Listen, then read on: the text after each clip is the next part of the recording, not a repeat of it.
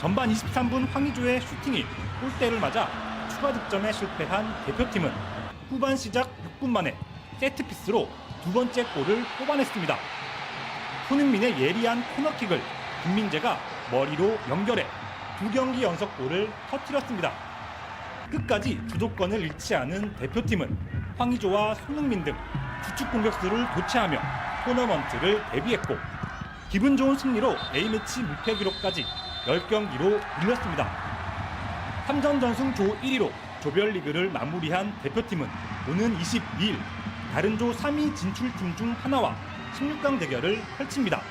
이제는 정말 지면은 짐 싸서 집에 가야 되는 거기 때문에 일단은 잘 휴식하고 먼 곳을 보기보다는 한 곳 한 곳 주어진 위치에서 16강, 8강, 4강 또는 결승까지 저희가 해낼 것을 하나면 충분히 가능성이 있다고 생각합니다.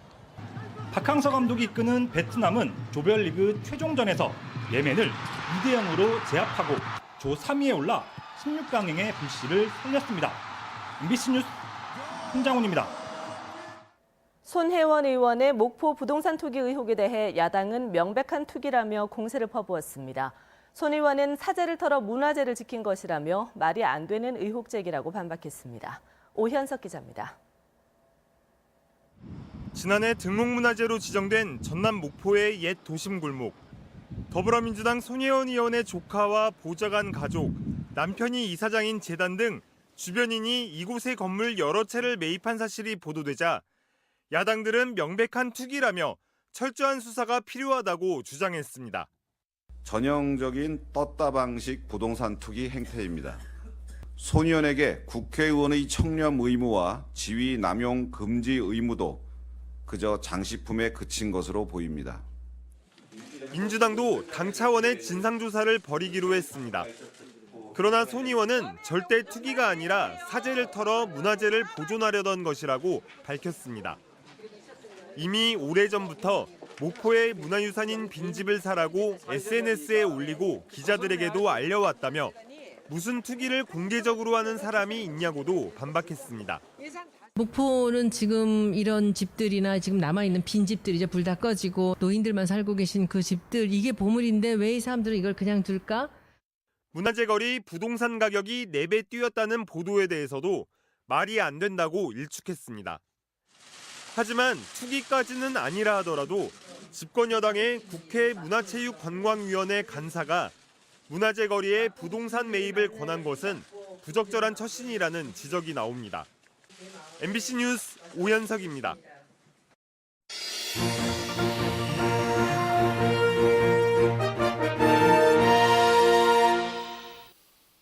안녕하십니까. 계속해서 대구에서 전해드리겠습니다. 이 대구와 경북 지역은 반짝 추위가 풀린 가운데 공기 질도 보통 수준을 유지하고 있습니다. 아침 최저 기온은 대구 영하 2.7도, 구미 영하 2.5도, 안동 영하 5.4도 등 어제보다 4도에서 6도가량 높았습니다. 낮 최고 기온은 대구 6도 등 3도에서 8도의 분포로 평년보다 3도에서 5도가량 높겠습니다. 미세먼지와 초미세먼지는 보통 수준을 보이겠고 경북 북동 산지와 동해안엔 건조특보가 내려져 있습니다. 대구에서 홍역 환자가 추가로 발생했습니다. 이번에 확인한 15번째 홍역 확진자는 13개월 된 유아로 파티마 병원에서 홍역 감염자와 접촉해 홍역에 걸렸습니다. 방역당국은 15번째 환자가 지난 7일 확진자와 접촉한 사실이 이미 확인돼 그동안 외부 출입을 삼가게 하고 병원을 찾을 때도 선별진료소를 이용하게 조치했다고 밝혔습니다. 대구시는 홍역 확산을 막기 위해서 영유아 홍역 접종을 앞당기고 있는데 1차 접종은 30%, 2차 접종은 10.4%의 진도를 보이고 있습니다.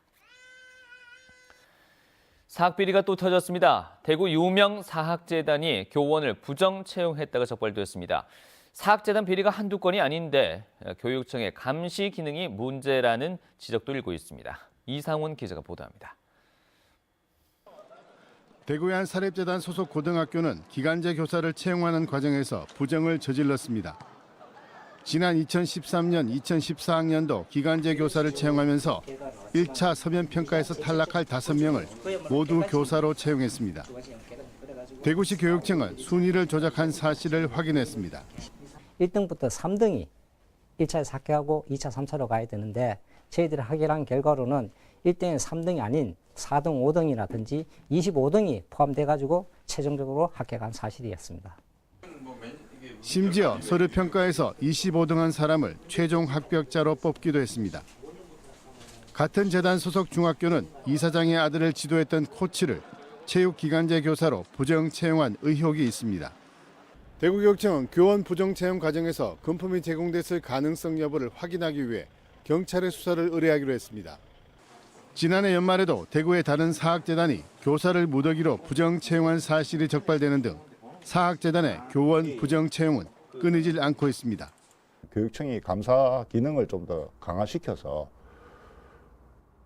형사적 문제가 있을 법한 상황에 있어서는 적극적으로 사법적 조치를 취해야 되는데 그걸 하지 않는다는 게 이런 문제를 갖다가 계속 반복시키는 가장 큰 이유가 될 것 같습니다.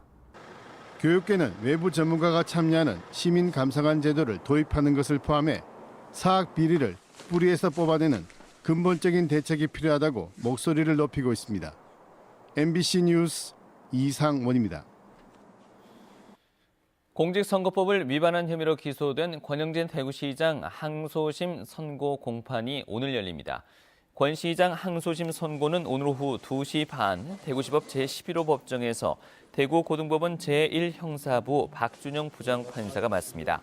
검찰은 권영진 대구시장이 1심에서 벌금 90만 원을 선고받자 항소했고 항소심 결심 공판에서 1심 때와 같이 벌금 150만 원을 구형했습니다. 권 시장은 벌금 100만 원 이상이 확정되면 시장직을 잃게 됩니다.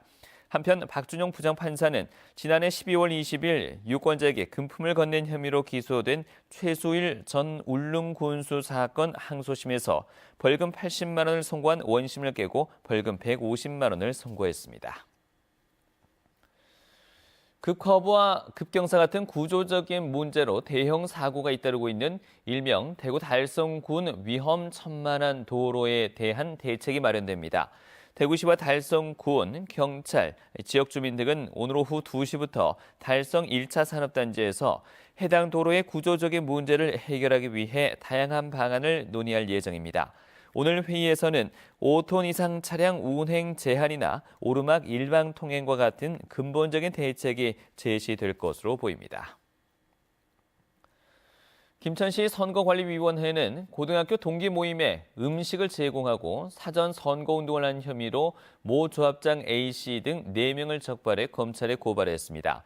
선관위에 따르면 이들은 지난해 11월 14일 충남 보령에서 열린 A씨의 고등학교 동기회 야유회 참석자 가운데 조합 선거인 15명과 가족 5명에게 40만 원어치 식사와 31만 원어치의 기념품을 제공하고 지지를 호소한 혐의를 받고 있습니다. 대구 하천의 수질 상태가 좋아진 것으로 나타났습니다. 지난해 무태교와 팔달교 등 하천수 5곳의 평균 생물학적 산소 요구량은 리터당 3.2mg으로 전년보다 조금 좋아졌습니다. 가창댐의 총 유기탄소량은 전년과 같이 매우 좋음 등급을 유지했습니다. 주요 하천 26곳의 수질 등급은 약간 좋음 이상이 16곳으로 전년보다 3곳이 늘어났습니다. 이상으로 MBC 뉴스를 마치겠습니다. 고맙습니다.